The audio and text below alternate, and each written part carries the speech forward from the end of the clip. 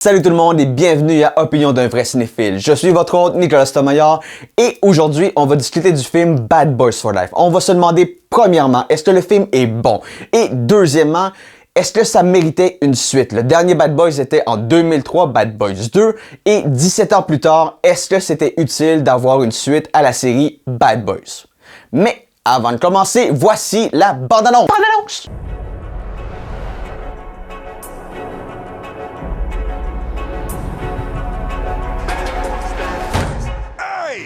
Oh, shit. Oh. Come on, man. You could get that buffed out. No, you can get that buffed out. Remember, knock and talk. Yeah. Knock, knock. Miami PD, get down! What the hell happened to knock and talk? Hands behind your head right now. I got this. I'm gonna penetrate this man's soul with my heart. What? Watch and learn. Sir, I realize that you're scared. You know, sometimes fear. How deep you think you got in his soul? I'm done, Mike. I'm retiring. Uh-oh, here we go again. You want your legacy to be muscle shirts and body counts? Look at this mess, it's carnage. I didn't do all this. You didn't shoot anybody? Well, come on, Cap. You know I shot some people. Yeah. Fuck me! Fuck!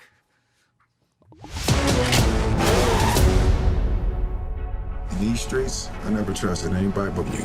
I'm asking you, man. Bad boys. One last time. One last time. I'm the definition of half man, half drugs. Ask the clubs, bad boy, that's what's up. He driving through a mall. We're not just black, we're cops too. We'll pull ourselves over later. It's official. I survived what I've been through. Y'all got drama, the saga continues. Bad boys. Bad boys. We ain't going nowhere. You were right about the glasses. I've been telling your ass for a year. We can't be stopped now. Shit, Mike. He's in like HD. Cause it's bad boy for life. We ain't going nowhere.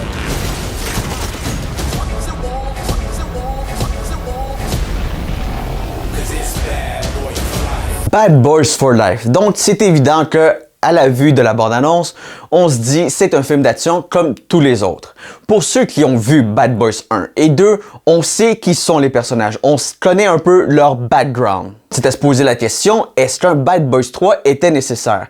Je dirais personnellement que oui, parce que Bad Boys 1, le premier était excellent, le deuxième très mauvais, mais vraiment un niveau de médiocrité pratiquement inconcevable. C'était le summum de la stupidité comme film, pour plein de raisons. Je pense rapidement à détruire un village avec un Hummer. C'est littéralement ça. Un Hummer dans un village, on détruit toutes les maisons. On fonce dans tout. Ça volait pas plus haut que ça dans le 2. Mais Bad Boys 3, Bad Boys for Life, est-ce que ça vaut vraiment le détour? Je dois dire que j'ai été agréablement surpris. La raison est très simple. Il y a une histoire. Il y a vraiment une histoire et du développement de personnages dans un film de Bad Boys. C'est comme, oh God! Ils ont compris! L'action prend énormément de place dans le film et c'est pour ça qu'on va au cinéma, mais c'est également parce qu'on aime les personnages. Les scénaristes ont décidé de mettre de la viande dans le tour de l'os du personnage, d'avoir un backstory pour le personnage, d'avoir des moments de réflexion pour le personnage, des affaires, des éléments importants pour le développement du film. Ça s'était jamais vu dans la série Bad Boys. Jamais. Le premier est un film d'action très simple. C'est juste le fun, on découvre les personnages. Le deuxième, comme je l'ai dit, c'est du total n'importe quoi. Mais c'est une masse de merde époustouflante. Des bonnes séquences d'action, mais c'est une perte de temps incroyable et ça, c'est dû, à mon humble avis, à cause du réalisateur Michael Bay. Mais vous connaissez mes sentiments envers Michael Bay. Je l'ai dit dans un précédent vidéo, Six Underground, c'était de la merde totale. Mais revenons à Bad Boys for Life. Comme je disais, il y a un scénario. il y a une histoire. On en apprend plus sur les personnages qu'on aime. On apprend leur backstory. On apprend d'où ils viennent et où est-ce qu'ils s'en vont. Et il y a même des beaux moments dramatiques. Spoilers, tentative de meurtre sur Will Smith, Mike Lowrey, qui arrive au début du film. On passe la première partie du film à questionner les motivations de Mike Lowrey, le personnage de Will Smith. Évidemment, ce qui est le fun dans ce genre de film, c'est la dualité entre deux personnages, nos deux protagonistes. Il y en a un, Will Smith, qui lui est l'invincible. Dans le film, il est surnommé Bulletproof. Martin Lawrence, qui lui est le personnage qui est plus terre à terre, même si c'est un peu fou, qui essaie de toujours ramener le personnage de Will Smith vers la réalité, disons. Dans l'univers de Bad Boys, c'est gros de dire réalité. Parce que, effectivement, c'est un film d'action, donc énormément d'explosions, il y a des morts partout, c'est violent, mais pas nécessairement sans but, comme le dernier Bad Boys qui, lui, détruisait tout et faisait juste du grabuge. Donc, l'élément qui m'a surpris, c'est que le film a un scénario. C'est pas le meilleur des scénarios, je le conçois. C'est pas écrit à la perfection, il y a certains dialogues qui tombent à plat, il y a des moments comiques aussi qui ne le sont pas, mais c'est quand même intéressant de voir que l'équipe derrière le film a voulu donner quelque chose aux fans. Il y a un backstory à Will Smith, même la méchante de service qui d'habitude est très peu développée, trouve dans le scénario une façon de justifier ses actes.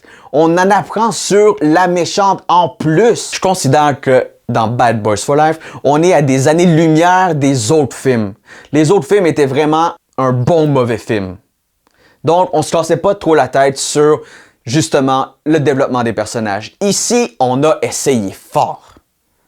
Peut-être trop fort, diront certains. Peut-être que c'est pas ce qui est le plus important dans le film. On veut voir des séquences d'action. Mais vous allez quand même en avoir. Il y en a plein. Par moments, peut-être un petit peu trop, c'est peut-être un peu long, mais ça reste le charme de Bad Boys. Et à la surprise de tout le monde, il y a une suite qui se prépare parce que je crois que les concepteurs du film, l'équipe de réalisation, producteurs, scénaristes, ont pensé le film en se disant que c'était la dernière fois. Autant sortir en beauté. Mais le film a eu un succès et critique et au box-office. Donc, ils sont en train de travailler sur un 4e film. Le 4e, est-ce qu'il est vraiment nécessaire? Si on se base sur le 3e, je dirais oui. Je veux plus de films d'action dans ce genre-là, avec minimalement une bonne histoire. Beaucoup plus que le film Extraction que j'avais fait une critique la semaine passée. C'est résumé en une page pour nous démontrer les motivations du personnage et d'où il vient. Dans Bad Boys for Life, dans un film d'action ou peu importe, ce qui fait pour moi un bon film, c'est une bonne histoire. Il faut savoir développer ces personnages. Il faut que on trouve un attachement au personnage principal. Peu importe le genre, drame, comédie, action, horreur, que toutes les scènes fonctionnent. Pour que le film ait un sens, il faut une bonne histoire. Et ici, surprenamment, Bad Boys for Life nous donne une bonne histoire. Maintenant, est-ce que le film est parfait? Loin de là. C'est un film d'action qui est quand même truffé de quelques défauts. Je dirais au niveau des séquences d'action, c'est le cascadeur. C'est très notable que Will Smith n'a pas fait tout ce cascade. Et je le comprends. Il a probablement pas envie de sauter d'en bas d'un immeuble de 3 étages. Tom Cruise le fait, lui, c'est un autre cas. Puis je l'aime pour ça.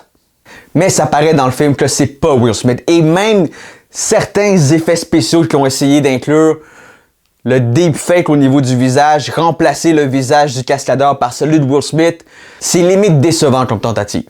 Parce que si tu fais ton effet spéciaux pour remplacer le visage de ton cascadeur par celui de la star, assure-toi que ça marche. Je veux pas m'en rendre compte en écoutant le film puis me dire « Qu'est-ce que c'est ça? » La transition est juste pas belle. Mais bon, ce qui m'amène à penser sur le film que finalement, un 10-15 minutes de moins, ça aurait été l'idéal. Le film dure 2 heures. Un film d'1h45 pour un Bad Boys, ça aurait été parfait, je trouve. Pour conclure, est-ce que le film est bon? Oui. Est-ce que c'est un grand film? Non. J'y donnerais un 7 sur 10. C'est très généreux. Pour la série Bad Boys, 7 sur 10, ça se prend bien. Le premier, un 8 sur 10. Le deuxième, un 2 sur 10. Et lui, un 7 sur 10. C'est un très bel effort. Surtout de nous avoir donné une histoire à la grandeur des personnages et de nous les faire découvrir d'une autre façon. Là-dessus, c'était la critique rapide du film Bad Boys for Life, un bon film, je vous le recommande. N'oubliez pas de vous abonner à la chaîne Opinion d'un vrai cinéphile. C'est également disponible sur les plateformes de iTunes, Google Play et Spotify en audio. Merci beaucoup, mon nom est Nicolas Tomaya. Ciao!